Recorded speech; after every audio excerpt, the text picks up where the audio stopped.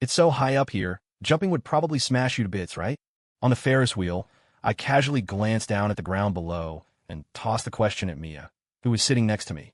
Mia gave me a look that was half amused, half exasperated. I really was just saying it off the top of my head this time. Well, you could have mentioned that before I waited in line.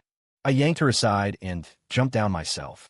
I got ice-guyed into this tragic romance novel as a rich side character NPC, with a mission to save the female lead from offing herself. If I succeed, and she gives up on the idea, I can head back to my old world. The system was generous enough to give me a death rewind ability. Every time I fail to stop her, I can off myself and reload. But on my 100th attempt to keep Mia from ending it all, I stared at the girl beside me. I was exhausted, man. Seriously. Ethan, I really want to die. The girl in front of me dropped that bombshell, her pretty eyes staring at me like a dead fish. I leaned back in my chair, stone-faced, staring right back at Mia, feeling my head throb. What the hell's gotten into you this time? It just hits me sometimes, you know.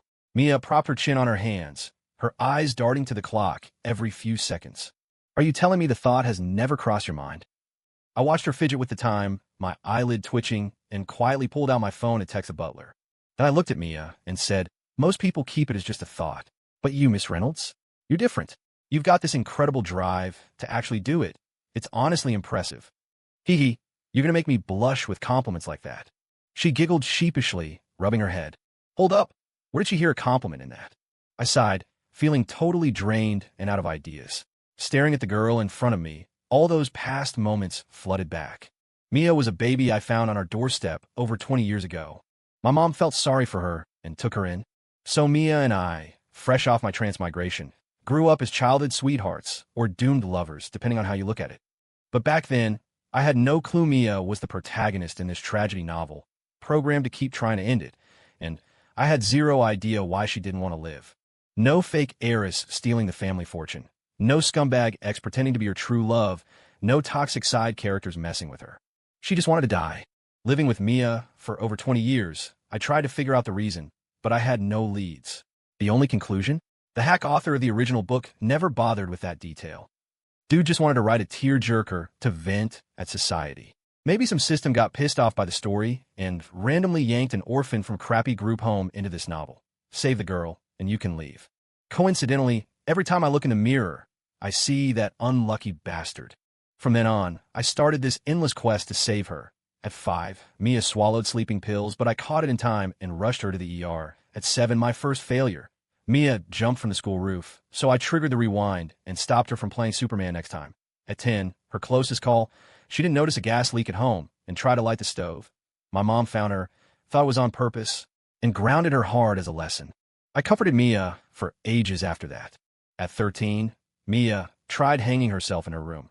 I told her no swinging from the ceiling fan, and cut her down, making her promise not to do it at home. At 18, she wanted to step in front of a semi-truck, but I reminded her the first rule of suicide is not to mess up someone else's day, so she spared that random trucker. I prevented the semi-truck on the highway. Mia with nowhere to hide scenario. At 20, Mia heard somewhere that getting it on could make you feel like you're dying in ecstasy, so she tried to pull me into it. I righteously and firmly turned her down. Okay, fine, I was super tempted and regretted saying no to my hot, leggy childhood friend. Anyway, over these 20-plus years, I've succeeded and failed at stopping Mia, and counting the rewinds after failures, it's got to be around 98 times. I watched Mia's face while keeping an eye on the time. Mia tilted her head, squinting with a smile as she looked back. A few minutes later, her expression soured, her pretty brows furrowing, face turning pale, and she started curling up in her chair. But she still had the nerve to flash me a peace sign. No idea what was going through her head. I mentally griped, then flashed a peace sign back. Right then, the door burst open, Mr. Jenkins rushed in with a team of paramedics, efficiently bundling Mia onto a stretcher and into the ambulance while starting treatment. I watched the scene and let out a long sigh, rubbing my temples. 99th time. When's this going to end? After seeing off the medics, Mr. Jenkins came back to my study. He asked Mr. Carter, Miss Reynolds has been taken to the hospital. Would you like to go now? Not yet. Have Mrs. Thompson pack some of Mia's clothes and take them over. I'll head there later. I stood and left the study, Mr. Jenkins following respectfully behind. Honestly, at first, every time Mia nearly bit it, I was terrified. But after so long, so many times, I'd kind of gotten used to it. If I failed to save her, I could just end it myself and rewind. Nothing lost except a bit of my sanity. Like a video game. No matter how tough the boss, after a few hundred runs, you memorize the patterns. This. I feel like some emotionless NPC. I muttered, stroking my chin. Pardon, mister. Jenkins thought I was giving an order. I wave him off. Nothing. Go ahead and take Mrs. Thompson to the hospital, then drop her home after. Yes, Mr. Carter. After Mr. Jenkins left, I plopped onto the living room couch, pondering my next move. First things first, summon the system as usual. System? Sis? Buddy? You there? I called out randomly to the empty living room. Not that I expected an answer. After 20-plus years, besides popping up right after I transmigrated, it had been radio silent. Like it was all in my head. But hey, nothing better to do. Daily system seance it is. System come back from the beyond, waiting a few minutes. Same as always, no response. I chuckled bitterly as expected and got up to head to the hospital. Your boy system's back in the house. Just as I was getting up, a voice exploded in my head like thunder, jolting me so hard I flopped back onto the couch. System? Yeah, it's me. I finally snuck out of solitary. 27 years. You have any idea how I spent these 27 years? Boo-hoo, I miss this cozy world so much. The system's voice turned weepy, like someone was sobbing right in my skull. Can you chill for a sec? You're flooding my brain, taking up what little space I've got left. Okay, boo-hoo, no problem, boo-hoo. Whatever. You said you snuck out of solitary. Does that mean you've been quiet all this time because you were locked up? Yep. Let me tell you, solitary's hell. No host to chat with, no wild worlds. They even shut down my task editor. I was going nuts from boredom. All right, I get it. Keep it down, my head's buzzing. Oh, sorry. Been ages since I talked to a host, out of practice. Fine, but why'd you get thrown in solitary? I asked curiously. The system hemmed and hawed. Oh well, I had a bad feeling. Spit out. So, your transmigration wasn't in the plans. It was my personal screw-up, so the boss punished me and locked me up. I could picture the system avoiding eye contact, staring at the ceiling. That bombshell left me quiet for a few seconds. So you're saying that semi-truck was your doing? Wait, what are you doing? Let's end this together, you jerk. I clenched my fists and rubbed my temples furiously like I was trying to drill into my own skull. Straight up 1,000 damage to enemy. 800 is self. Feels amazing. JPG, ow, stop. Let me explain. The system begged. I eased off my smoking temples. Talk. That semi wasn't us. That was your fated doom. Me? Yeah. Better to drag this thing down with me. I took a deep breath. Then what's the screw-up you mentioned? The system hurried. In the original timeline, after you died, you'd reincarnate as a corporate drone, stuck in endless overtime, hell forever. I pondered that for 2 seconds, glancing around the villa's living room, at my expensive clothes, thinking of the endless zeros in my bank account and a massive company. Then remembering my lonely, unnoticed life before transmigrating. Sis, I misjudged you. You're like a second parent to me. Glad you get it. Anyway, before they drag me back, let me check your mission progress. Holy crap, 99 times? I was curious about the first part, but got sidetracked by the shout. What's up, problem? Big problems. The system spoke fast. Since it was a glitch op, I had to limit your rewind. If the lead offed herself over 100 times, the ability craps out. So if Mia dies one more time, I can't save her anymore. The system said gravely. Yup. I froze. It was like rehearsing a drill a bunch of times. Then suddenly, it's live fire. Ugh, Ethan. In the private hospital room, Mia mumbled in her sleep. Can't eat bones. Be good. What the heck is she dreaming about? I stared at Mia's pale face on the bed, at a loss for words. After the system confirmation, I blanked out for a second. Next thing I knew, I was at the hospital. One last shot. I could save Mia endless times before, but one more failure, and I'd never see this girl again. For the first time in 20 years, I felt real panic. No way. I gotta figure out why Mia keeps trying to end it. Root out the cause, to fix it for good. So what's the root? Her parents? Nah, I asked once. She doesn't give a damn about the deadbeats who ditched her. Some trouble she's in? Nope, we're together all the time. If she had issues, I'd know. So what? What reason makes her randomly try to check out from childhood on? Art. Can't wrap my head around it. I threw up my hands, sprawling on the room's couch like a corpse, totally over it. Single in 2 lifetimes. How am I supposed to read a young woman's mind? Mia, can't you just tell me why? I glanced at her. She was out cold, mouth slightly open, brows relaxed, sleeping like a baby. Ethan. Suddenly, she sat up and said my name. I snapped to attention. What's wrong? Then she flopped back down, mumbling drowsily. Don't lick. Tickles. She was even drooling a bit. What the? Lick where? Me. She's definitely dreaming I'm a dog. I stared thoughtfully at Mia's sleeping face. Then, after a few seconds, pulled out my phone. Click. Mia and I were walking along the riverbank when she slipped and fell in. Just as I was about to dive after her, a glowing figure burst from the water, holding 3 people. He said, "Dear passerby, did you drop this gold Mia, this silver Mia, or this plain old Mia?" Me? Question mark. What the heck? Isn't it supposed to be gold and silver axes? I didn't get it, but my eyes bounced between the 3 MIAs, and I said confidently, "All of them." Then the pissed-off river god, furious at my greed, smashed all 3 MIAs into my face. Smack! A pillow hit my head, waking me from the dream. I rubbed my skull and sat up on the couch, noticing a blanket had been draped over me at some point. "You're awake? Surgery was a success.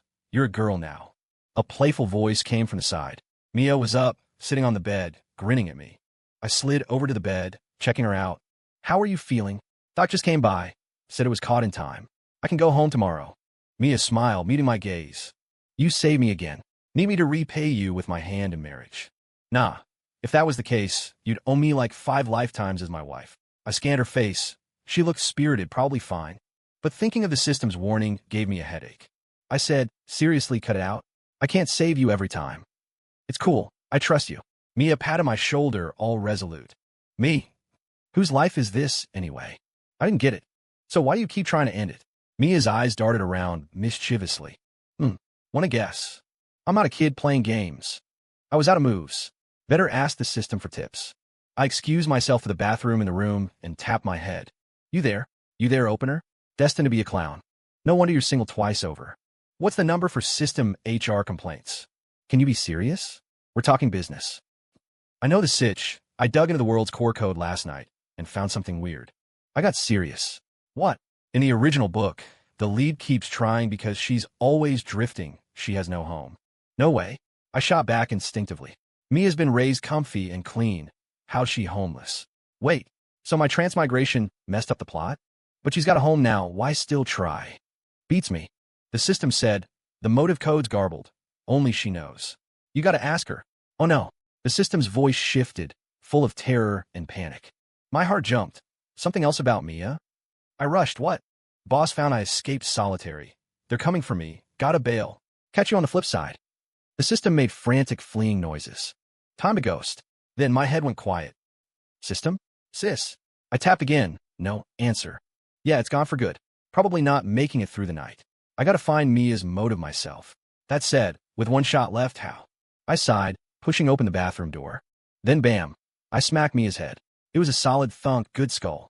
She winced, clutching her forehead and squatting down, looking up at me all pitiful, making me feel guilty.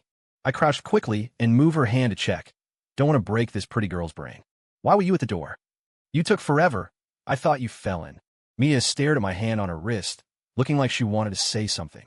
But after hesitating, she blurted, I didn't hear flushing. Did you wash your hands? Me? Damn, broken already. It's been a month since Mia got discharged, and I've been hunting for answers with zero luck. I had Mr. Jenkins reinvestigate her parents. Turns out they skipped town years ago over debts. I had him check her social circle, all good people, and I know most of them. As my right-hand man, who'd watched Mia and me grow up, Mr. Jenkins knew what I was after. He even listed possibilities and started crossing them off. Feels like I got nothing to do. Anyway, Mr. Jenkins takes MVP. Ethan just got carried. The relieving thing. This month, Mia's been chill, sticking to an eat-sleep-tease Ethan routine. Sometimes I want to crack your head open and see what's inside. At the dinner table, I'd Mia staring at the food like it was gold, and that popped out. Mia grabbed a chicken wing for her plate and thought seriously, eyes wide. No way. Cracking my head would kill me. Me? Question mark. I rubbed my ears, glanced out the window to check if pigs were flying. How's that coming from Mia? Noticing my shock, Mia chomped the wing viciously, grumpy. What, in your eyes, I'm just the type who tries to off herself every few days. I mulled it over for 2 seconds. Honestly, the intervals aren't that long, and the frequency is higher. Haha, Ethan, seems you've got some misconceptions about me. Whoosh, Mia pulled out glasses from nowhere, her outfit shifting to a white blouse and black pencil skirt, legs teasingly visible. Even a chalkboard appeared behind her, with her photo pinned up. She tapped it with a pointer. Ahem, Ethan class. How would you describe the beauty in this photo? I blinked blankly, scanning the dinner plates. I didn't put mushrooms in tonight, did I? Where the heck am I? Still in the States. Ethan, pay attention. Mia acted like a real teacher, wrapping the pointer in front of me. Speaking of which, can a 20-something still count as a teen? Survival instinct kept that thought inside. I thought for a moment, then answered, she's vibrant and gorgeous, great personality, just a bit quirky, and loves pranks. Would the world lose big if she died? Dunno about the world, but I would, I said honestly. That broke through Mia's guard. Super effective, her fair face blushing hard. No flirting with the teacher, but full marks. She coughed to hide her embarrassment and snapped her fingers. Next instant, glasses, outfit, board, pointer, all gone. We were back at the table, Mia in normal loungewear. I was confused. So Mia, are you a superpower user now? Question mark. A question mark popped over Mia's head. What are you babbling about? Did you spike the food with shrooms? No, where were we? I was saying I'll cherish my life. No more trying to end it, Mia said. I made my most shocked face ever, heart pounding, standing a her face, inspecting every inch. Vacha doing. What are you doing? Mia's face reddened as she mumbled. I stared in her eyes sincerely. Whatever you are, don't leave Mia's body yet. Bottom line. Afterward, an embarrassed Mia karate chopped my head. Hurt a bit, but angry Mia's cute, so whatever. But later, Mia seemed in a wanna-die but not quantum state. Like grabbing rope to head to the woods. I follow. She's made a swing. In the pool forever. I dive in. She's timing her breath holding pills by the bed, but unopened. Overall, I think she's messing with me, but I have no proof. Mia, you free this weekend? Every morning, I casually asked Mia. Sipping milk, her eyes lit up, teasing, why? Asking me on a date. I nodded, locking eyes unflinchingly. Yeah, let's hit the amusement park. Mia looked away, babbling fast. Whoa, so direct. Not like you, too sudden, I'm not ready, and, not going. Didn't say that. She jumped up, yelling like I'd back out if she delayed. Seeing her, my fake chill cracked. I laughed, making Mia blush. Stop laughing. Okay, I'm pro-trained, won't laugh easy. Ethan, you idiot. That afternoon, a pumped Mia dragged her bestie shopping for outfits. Looked like she wouldn't return till dark. In my study handling files, Mr. Jenkins brought tea. Then he said, Mr. Carter, about Miss Reynolds, I found something. I looked up from the papers. Go on. Yesterday, she asked me to bring snacks to her room. She was searching something. I glimpsed her history. One was what actions make people think you want to die. I think it ties to the odd behaviors you wanted watched. I frowned. So she was doing it on purpose. And Mr. Jenkins, you're my MVP. I'll just coast. Mr. Jenkins, I'm giving you a raise. Thank you, Mr. Carter. Puzzled but pleased, he left to check dinner prep. That night when Mia got home, I was leaving the study. We both gawked at the decorated dining room. Candles flickering between dishes on the long table, walls with heart balloons and our photos, lights softened somehow. Stunned-eyed Mr. Jenkins. Mr. Carter, dinner set as requested. Please review, Mr. Jenkins said seriously, almost fooling me into thinking I ordered it. Then, out of Mia's sight, he winked like, this is as far as I go. Mr. Jenkins, double raise. I yelled inwardly, playing along with a satisfied nod, heading down to Mia, offering, beautiful lady, may I invite you to dinner? Mia's surprise lingered, but her eyes sparkled with joy as she took my hand. She beamed. No. Okay then. Wait, what? I jerked up, not following the script. I glanced at Mr. Jenkins. Help, what now? He shook his head. No can do, then gave a thumbs up for luck. Me? Mia caught my fluster and giggled, covering her mouth. Kidding, but I'm thrilled you asked. So ahem, Mr. Carter. Mia mimicked me, curtsying lightly, hand out palm up, voice lilting. May I invite you to dinner? You? I chuckled, placing my hand on hers. Sure. Years later, that candlelit dinner stands out. Amusement park date day. Mr. Jenkins, how's this outfit? I checked myself in the mirror. Yes, stunning. Mr. Jenkins stood behind as usual, holding untried clothes. No impatience. Mr. Carter, all pairings these 2 hours look excellent. 2 hours? Time flew. I noticed it was 8 a.m. Sorry for the hassle. Not all. Breakfast's ready downstairs. Mr. Jenkins, year-end bonus incoming. Leaving my room, I spotted Mia from next door, her familiar figure stealing my gaze. For the park, Mia wore casuals. She fiddled with her hoodie strings, the oversized graffiti hoodie swallowing her, just pale fingers peeking, ripped jeans showing off long legs. Sunlight streamed in, gilding her hair. The girl who'd given me endless headaches looked so peaceful, till Mia waved, red-faced, in front of me, snapping me out. What? Zoned out? She played it cool. Just an outfit change, and you're stunned? Lame. Had tough talk. You're blushing too. But I've heard even tough mouths kiss soft. Test later. Against her, a basic attack wins. I admitted, yeah, you look amazing today. Mia Froze. I followed up, you're always pretty, but today's extra stunning. Mia esse bretiched. Seeing me continue, a steaming Mia clapped my mouth shut. Okay, I get it. Breakfast time. She bolted, red as a tomato. Why attack with paper-thin defense? I thought, chuckling as I followed to the dining room. After eating, Mr. Jenkins drove us to the park. En route, Mia's glances snuck my way, then darted off, flustered. Worth the outfit effort. How'd I know? 'Cause I was sneaking looks too. Sounding like a creep? Amid my thoughts, we arrived. Not a weekend, so the park wasn't packed, but mostly couples. Arm in arm, or making heart poses, snapping pics at the entrance. I eyed the scene thoughtfully, turning to a similarly pondering Mia.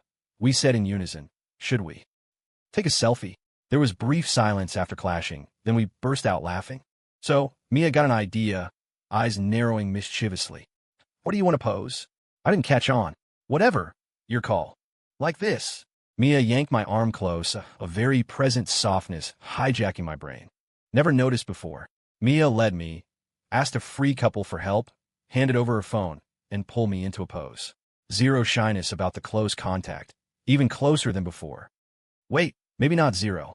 Feeling my heartbeat, eyeing the lens in Mia, I saw her cheeks had turned pink. So she's shy too. Feels like lately it's either me blushing or her. Then, guy code kicked in pre-shutter. I auto-lifted my free hand, choosing a peace sign over a thumbs up. Done. Mia grabbed the phone excitedly, me leaning in. Pick. Me grinning like a robot, Mia vibrant. Can't help it. It depends on the model. Then Mia called. Oh, Ethan, forgot to tell you something. I puzzled. What? She twirled her hair, eyes evasive, voice tiny. This morning you said my outfit's nice? Well, I think you look handsome today, too. Her voice faded, but was audible. Seeing her shy after bold closeness. Total gap mo. Mia's creator's a genius. But I wasn't talking about the clothes, I replied. Mia. I am buying tickets. She fumbled toward the booth. She'd inexplicably want to die, then snap back normal, cocky attacks, then shy over trifles. Mia, what's in your head? I joined her waving with tickets. We entered the park together. First time as adults here. Before, I was busy curbing her extreme hands-on tendencies. But now, she seemed genuine about quitting, troubles forgotten. Mia was like a kid on her first visit, eyes sparkling with excitement. Ethan, let's ride that roller coaster. Pointing sky high. Whoa, idiot, cotton candies on your face. This carousel music's great. Ethan, add it to my playlist later. Come on, haunted house next. I got dragged between rides.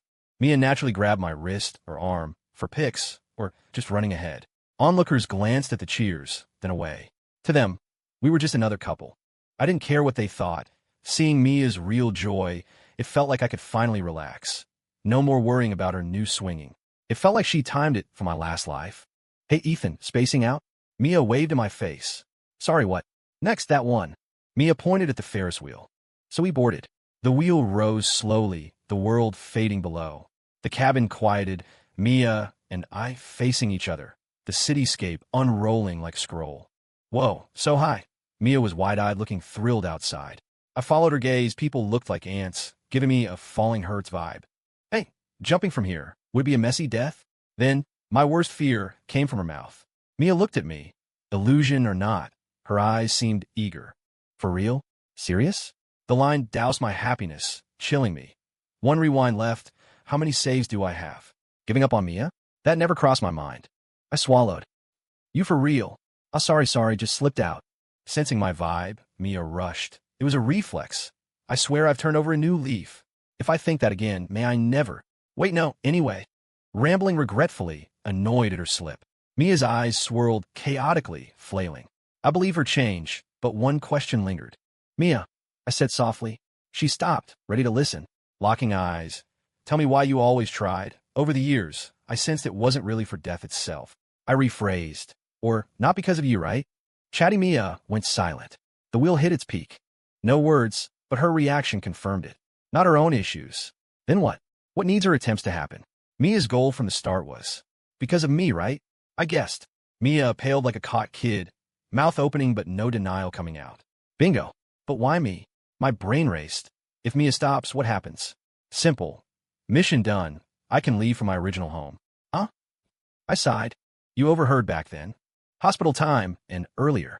Maybe during the system's first briefing, Mia caught my mutters, learning the world's truth. Her persistent reason. Worried I'd leave? I asked. Will you? Mia finally spoke, voice aggrieved. Can you stay? I know your mission is stopping me, and you can retry. So if I keep trying, you stay. Selfish, huh? Her head dropped lower. I'm such a hassle. Never thought of you. Total brat. I'm hopeless. You leaving makes sense since I'm awful. She was speeding up, turning grayscale. Still processing, I stayed quiet. So Mia's actions, part book setting, part to keep me. She feared that post-mission I'd bail, leaving her alone again. Like pre-adoption. Silly girl. I sighed. Mia trembled at it. Then she felt my hand ruffle her hair. But before relief could set in, my voice came. Truth time. I'm tired. Mia blanched, clutching her sleeves, knuckles white. My hand felt her shake. She waited quietly for judgment. This wheel's high. Falling be brutal. Huh. Mia was confused why I said that. I stood, heading to the cabin door. You've tried so much in front of me. Want to see me go first? Saying that, I faced Mia and took a step back, falling out of the somehow open door. Before dropping, I saw Mia's panicked reach. Her face bloodless, eyes red-rimmed, voice desperate. No. Then Mia froze, staring blankly outside at me, holding back laughs. Our cabin had looped back to ground level somehow. I stood on solid earth, offering Mia my hand like always. Come on, let's head home. So you quit trying this time, because you knew I had one rewind left. In Mia's room, after sobbing on the ride home, she finally eased up and explained her weird actions. Yeah, one more death. I'd lose you. Or you might lose yours too. Mia lay on the bed, small hand clutching my shirt. But no tries means mission over. You leave. So I did odd stuff. Silly girl. Bedside, I ruffled her hair. Relax, I ain't going. No lie. Compared to the old world's loneliness, this one felt warmer. Really? Yeah. Told the system when it snuck out again, and it okayed it. Okay. Mia grabbed my hand on her head, pressing it to her cool cheek. The room quieted, our gazes locking. Post-talk, her eyes showed blatant attachment and heat. A weird vibe built. I gulped, then chickened out. Gonna check dinner. I tried pulling my hand, but no. Mia yanked me onto the bed with surprising strength, my elbows propping me up, her arms around my neck. Mia whispered in my ear. You've saved me 99 times. This is sudden, can we? Her breath teased my nerves. But remember? Once I tried before acting, you said no. No practical experience, no right to speak, yeah. I knew which time she meant. Well, she nipped my earlobe. I've waited over 20 years. Fine, backing out now ain't manly. I flipped the light off. In the dark, Mia's passion engulfed me. After that, everything flowed naturally. 2 hours later, I hit the dining room. Food was still warm. I grabbed a plate and brought it upstairs to Mia's room. Inside, the girl was rubbing her lower back. Mia eyed me resentfully. Thought that was my 100th for a sec. Ahem, rest up, call when done. I awkwardly fled to the living room, zoning out on the couch, everything feeling surreal. Till Mr. Jenkins' voice pulled me back. I straightened. What's up? My proposal draft. Please review. Mr. Jenkins set tea and a folder down. Why are there goji berries in the tea? I sipped, flipped it open. What proposal? No recent projects like this. Yours and Miss Reynolds' wedding plan. Cough, cough. So sudden. I nearly choked. Your efficiency's insane. Just doing my job. Mr. Jenkins replied casually. The date is yours to pick. Tell me any changes. Contact your mother after. She's traveling remotely. Might take 2 days. Mr. Jenkins. I sighed. Want to be my butler forever? At the wedding. Mr. Jenkins as MC handled the key part. Exchange rings. First time hearing him so pumped. Taking the ring, I faced the wedding gown Mia. She looked like a fairy. Kneeling, I gently took her hand, sliding the ring onto her slender finger. Finally got the girl. What you want to say? Mia teased. Feels good. I smiled, then said, Miss Reynolds, this time, will you let me walk with you to death? An off-script line, but our perfect vow. Mia was teary, I do. We hugged, kissed. Guests applauded wildly. The ceremony ended, but our life had just started. Story complete, story complete.